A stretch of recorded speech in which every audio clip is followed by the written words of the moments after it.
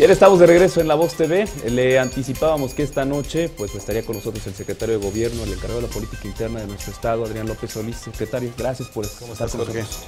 Buenas noches. Gracias. Pues bien, hay noticias importantes para Michoacán. Usted como presidente del sistema estatal para prevenir, erradicar y sancionar la violencia en la entidad, bueno, se ha decretado ya la alerta de género. Platíqueme un poco más sobre lo que sigue para nuestro estado, secretario.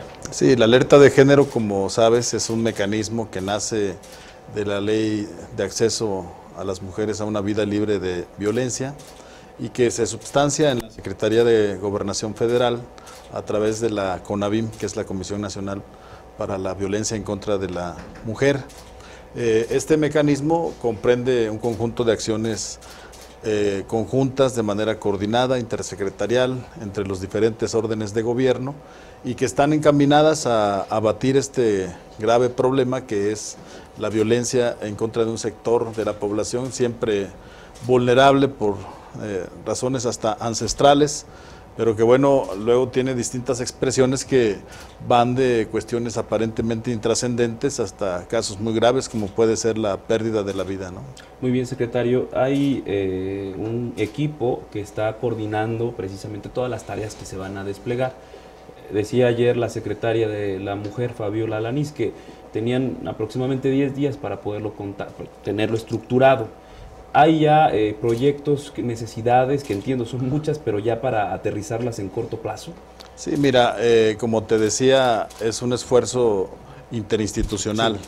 Como gobierno del Estado tenemos una responsabilidad que nace ya de esta notificación formal de un resolutivo que declara una alerta para superar lo que se considera una contingencia, el tema de la violencia de género. El procedimiento fundamentalmente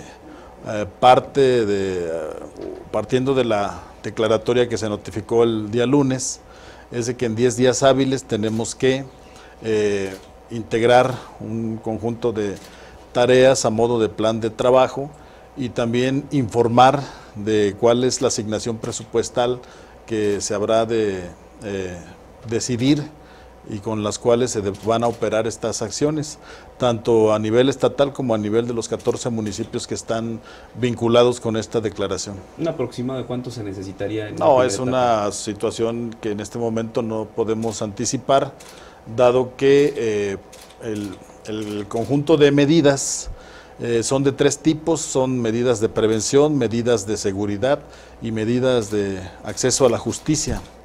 Y a cada una le corresponde pues un catálogo de tareas, por ejemplo, reforzar los patrullajes, mejorar el alumbrado público, mucha capacitación, que son cosas que vienen en la declaratoria, pero no olvidar que además se le suman a las 9 recomendaciones del grupo de trabajo que estuvo impulsando este mecanismo y que esas 9 recomendaciones se desdoblan en un cierto número de indicadores y estos a su vez en más acciones concretas. Entonces el catálogo de las cosas por hacer es muy amplio. Además conviene señalar que se está pensando en que para que esto se pueda superar, hay que ser conscientes de que no lo vamos a hacer de la noche a la mañana, de un momento a otro, no es posible.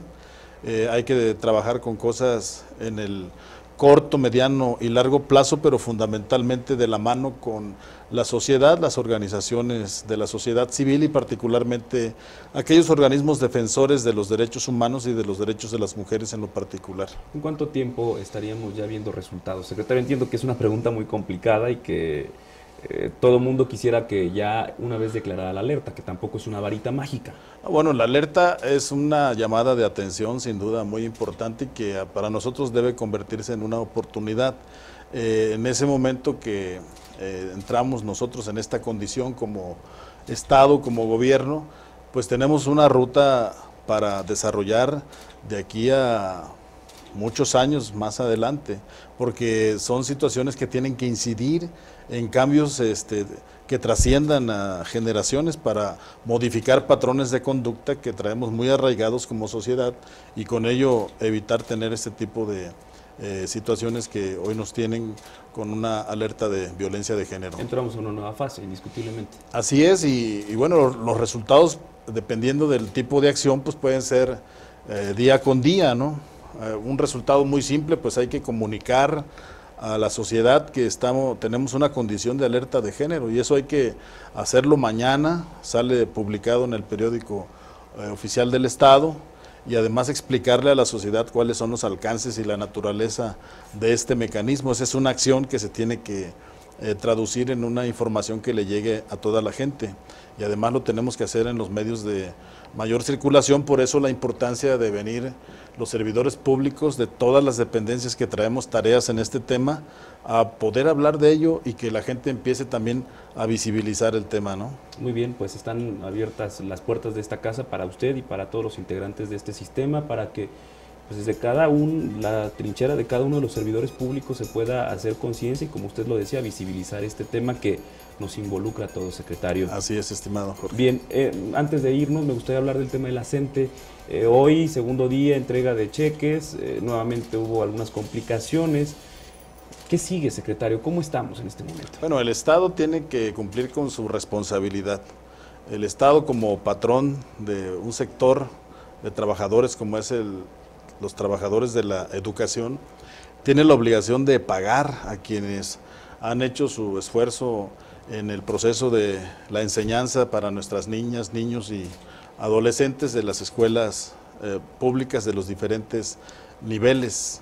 En el caso de la educación básica, tenemos la situación de que la quincena 11 no se distribuyó a través de los cheques con los que normalmente se les paga a los maestros, porque se hace esta tarea a través de una estructura de aproximadamente 1000 personas que se denominan habilitados, quienes personalmente entregan el documento a los beneficiarios.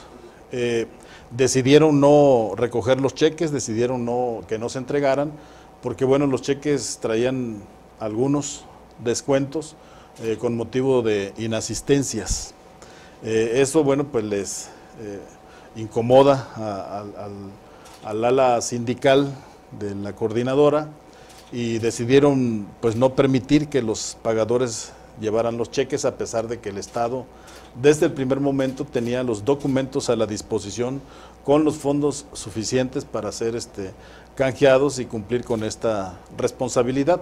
Pero entendemos que también eso lo convirtieron en una herramienta para motivar la irritación del sector magisterial, y que con ello se reforzara un movimiento a través de diferentes acciones o medidas de presión que corresponden a una jornada nacional de lucha en contra de la reforma educativa, y que bueno, pues hoy, debido a ello, tienen instalada una mesa en la Secretaría de Gobernación Federal para buscar alternativas a este asunto de la reforma educativa.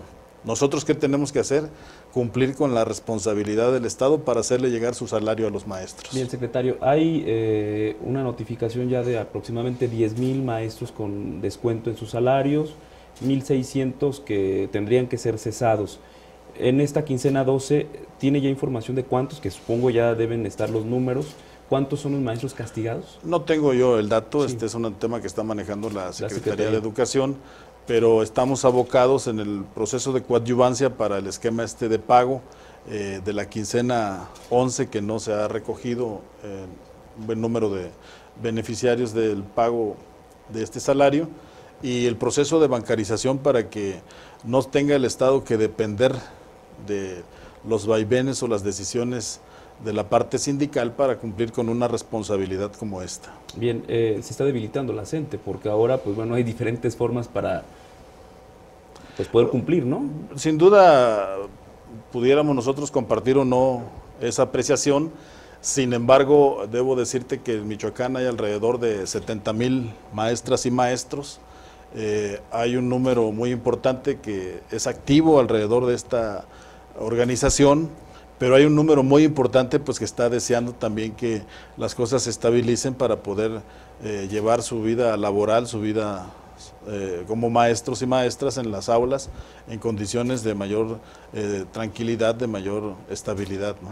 Por último, secretario, tiene una advertencia para mañana: bloqueos de carreteras, retención de vehículos, sobre todo de empresas particulares, casetas. ¿Qué va a pasar? ¿Habrá actuación por parte de la autoridad? Nosotros insistimos en primer término en el reiterado llamado a la tranquilidad, a la calma, a no generar situaciones de riesgo que pongan en peligro a la sociedad, a la ciudadanía, a las personas que transitan por las carreteras, que conviven en las plazas públicas, en los espacios públicos.